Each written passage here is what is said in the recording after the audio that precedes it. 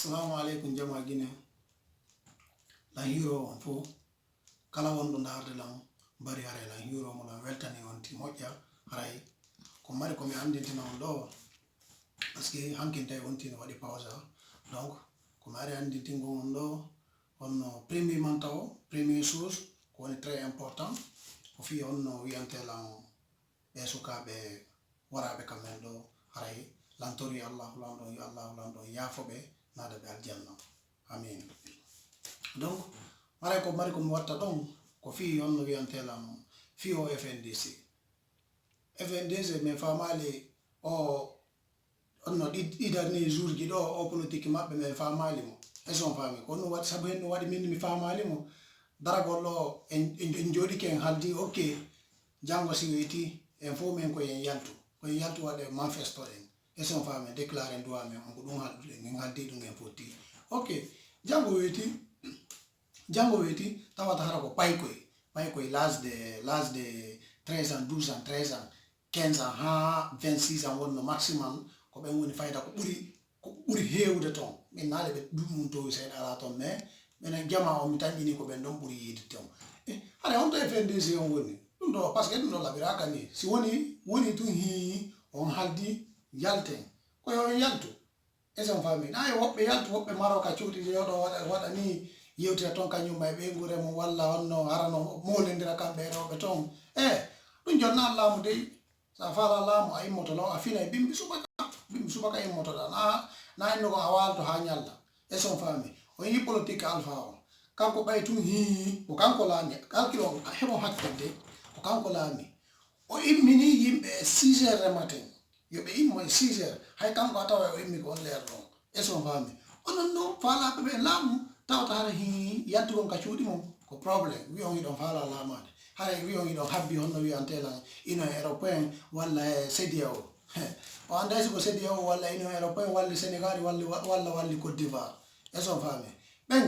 si ɓe décidi wallugol ɓe wallitoto par ce que ɓe mari capacité mum eson fami si ɓe décidi wallugol haray ko sérieux ɓe wonno hara ko sobeɓe wonno ka honno tanka ɓeyni ɗon par ce que goɗɗo wiyalɗo honno référendum yehetake goɗɗo wolaɗo sellu wolal ɗum hay goto wolal ɗum eson fami koye waɗa élection ji ɗi normal alpha salike ko ɗum o sali par ce que mo andi si élection normal waɗama mo andi o laamotako ɗum ɗon mo andi ɗum ɗon ok si tawi ɓeeɗa walla eno haray ko soɓe hiɓe décide way ok joni accumen daro fi honno ɗi probléme ji guina yo ɓuttu ɓe daroto noon ɓe waɗa élection normal kamɓe tigi ɓe waltoto laguine fi élection normal ɓe waɗira si tawi woni lamɗo men o inni ok o hakkilaki fi élection normal ɓe andi ko wujjugol o woni ɓe heɓay solution honno ɓe ittirta mo kono na ɗum ɓe waɗi donc laguine ko mari ko wolana en foffu men mi torike on kala faalaɗo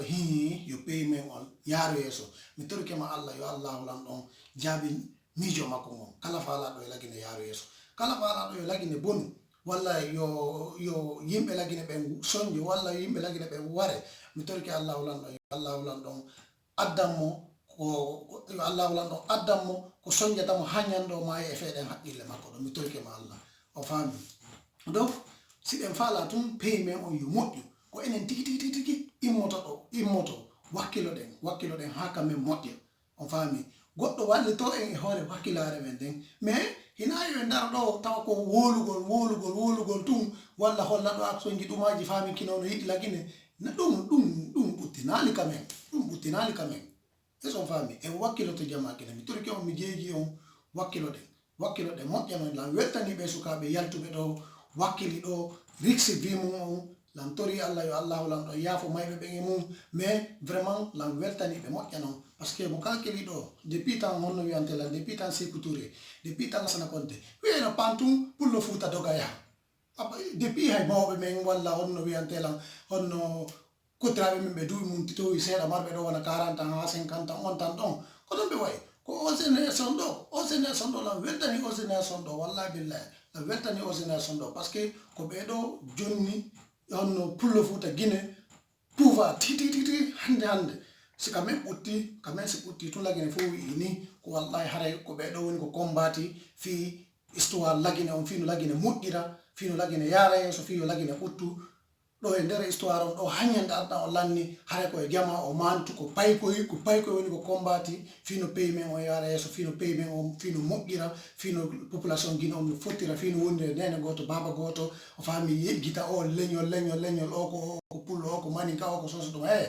pop men koye nene goto baba goto goɗɗo wa tara ɗade goɗɗo laguine ɗo en fof ko ɗo jibina ɗe e son faami goɗɗo ko darta ɗo wiya ɗo min ko ɗum ɗo min ko ɗum ɗo min ko fopp koye guine goɗɗo ko hekkata ɗo wiya faami kino to ɗo waway honno raɗagol ɗo pullo walla pullo haɓɓo ɗo waway raɗade goɗɗo walla maninkaji haɓɓuto waway raɗade goɗɗo fopp koye guine ɓe goto wata raɗade ɗo goɗɗo wa wali hen sendu e ɗo alphas no faala simo faala o bone ha bonki makko ki hebbina jahannama ya ɗum wa wali honno wiyantelo ɗum wa wali sendugol e son faami simo faala wore population guinéen fof ɗum wa wali sendugol fus ko wata en sendude hande ala par ce que ko allah lan ɗon hawti en hay goto wata en sendude sina kanko e son faami haray lan tori allah yo allahu lan ɗon fottindi population guinéen lan tori allah yo allah fottindi population guinéen yo allah ɓuttin kamen mode mi torikema allah kala wonɗo contre fi kamen wota ɓuttu yo allahu lan ɗon jontuma anni e makko on e son faami mi tori allah yo allahu lan ɗon ɓuttin kamen haray ko ha ɗon mari ko mi yewta on par ce que si no miijitori wota wayla nervi wala juutinde ko feƴƴiti hare ko mari ko mi yewtan ko on partage na vidéo on fi allah guine en tant que guine joka woni o hendo o vidéo o fami o siiva mo o heɓa hakkil fino wontiren nene goto baba goto en fof men fino kamen ɓuttira fino kamen yara yeeso an tori allah yo allahu lan ɗon jaabi du'a o amina ya rabbi